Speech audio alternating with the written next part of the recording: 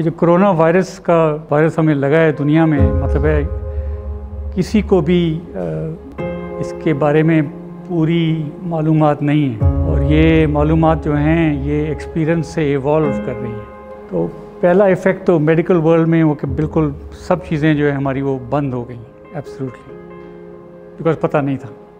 But जैसे जैसे मालूमात आई हैं तो आहिस्ता आहिस्ता डिफरेंट स्पेशलिटीज़ जो हैं वो खुलनी शुरू हुई हैं और हमने एक्चुअली SOPs बनाई हैं according to American Society of Transplant Surgeons की वर्किंग ग्रुप टास्क फोर्स थी उनकी। उन्होंने दुनिया भर से डेटा लेकर ये बताया कि अब एक्चुअली 6-8 हफ्ते से जो है वो ट्रांसप्लांटेशन जो है दुनिया में दोबारा रिज्यूम कर गई है। बट उसके रिजम्पशन के साथ एसोसिएटेड है कि आप एहतियात करें, बिकॉज़ एक ही वेपन, एक ही हथियार है हमारे पास कि हम एहतियात करें।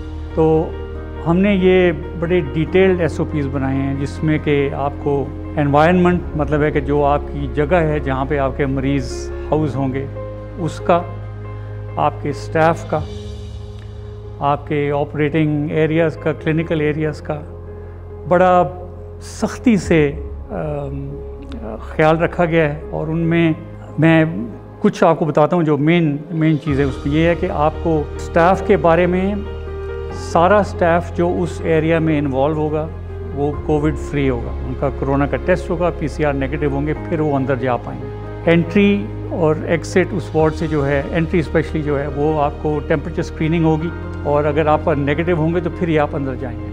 और अगर किसी स्टाफ को सिम्टम्स हैं तो वो उनको कहा गया है बड़ी सख्ती से कि वो मत आएँ, काम पर नहीं आएँ जब तक वो नेगेटिव नहीं हो। फॉर एग्जांपल जो रेसिपिएंट है, जो मरीज़ है जो डायलिसिस पर इसका ट्रांसप्लांट होना है, उनका और डोनर का सिमिलर एक प्रोटोकॉल बनाया गया कि उनका जो डेट स्केड्यूल्ड है सर्जरी की उससे 1 हफ़्ता पहले उनका कोविड टेस्ट होगा, जो नेगेटिव होगा तो वो दाखिल होंगे और उनको सेल्फ आइसोलेशन के लिए हम वार्ड में दाखिल करेंगे, घर पे नहीं, ताकि हमारी सुपरविजन में वो 1 हफ़्ता जो है वो प्रायर टू सर्जरी जो है वो सेफ़ एनवायरनमेंट में गुजारें। फिर सर्जरी से 1 दिन पहले दोबारा उनका टेस्ट होगा और ये कंफर्म किया जाएगा कि ना तो उनका कोविड पॉजिटिव है, ना उनका चेस्ट एक्सरे में कोई फाइंडिंग्स है, ना उनको बुखार है, ना कोई खांसी, ना कोई सिम्टम्स नहीं। डोनर का भी यही हाल है, उनका भी 1 हफ़्ता पहले टेस्ट होगा, नेगेटिव होंगे तो वो रेसिपिएंट के साथ वो भी सेल्फ आइसोलेशन में वार्ड में दाखिल होंगे और उनका भी 1 दिन पहले टेस्ट होगा और वो नेगेटिव होगा तो वो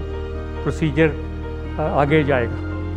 अगर इन दोनों में से कोई भी, अगर किसी को सिम्टम्स हैं या टेस्ट पॉजिटिव आ गए तो पोस्टपोन करेंगे जब तक वो नेगेटिव नहीं होते। तो ये मतलब है ये चीज़ें हैं जो कि लाजमी हैं हम पर कि हम इन पे डिसिप्लिन रखें, हम नज़म रखें, हम ख्याल करें कि ये एक कोई ऐसी छोटी चीज़ नहीं है। खुदा ना करे अगर किसी को हमारी कोताही से अगर कोई लग गया तो वो अच्छी बात नहीं है। ये बड़ी सीरियस कॉन्सिक्वेंसेस हैं इसके।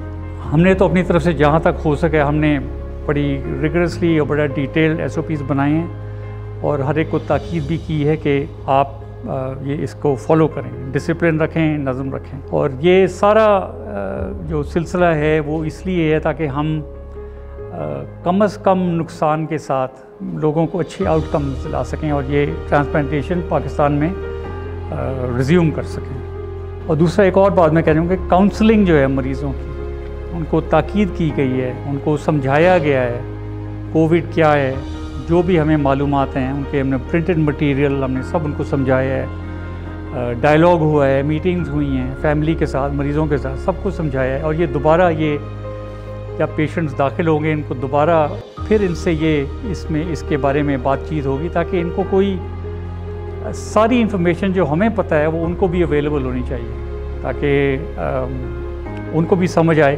कि इसमें जो रिस्क हैं उनको हम कैसे कम कर सकते हैं। और डिस्चार्ज के बाद भी कम्युनिटी में जब जाते हैं तो वहाँ भी उनको खुली छुट्टी नहीं है अभी फ़िलहाल, स्पेशली जब ट्रांसप्लांट के इमीडिएटली बाद डिस्चार्ज होने के बाद। तो उनको जैसे हम एहतियात कर रहे हैं उनको भी वैसी ज़्यादा एहतियात करनी चाहिए। और हमने इसी सिलसिले में एक डिटेल लाइव सेशन भी रिकॉर्ड करवाया है, जो अगर आपको और इन्फॉर्मेशन की ज़रूरत हो तो आप प्लीज़ उससे वो देखें। और कोई अगर सवालात हों तो हम हाज़िर हैं।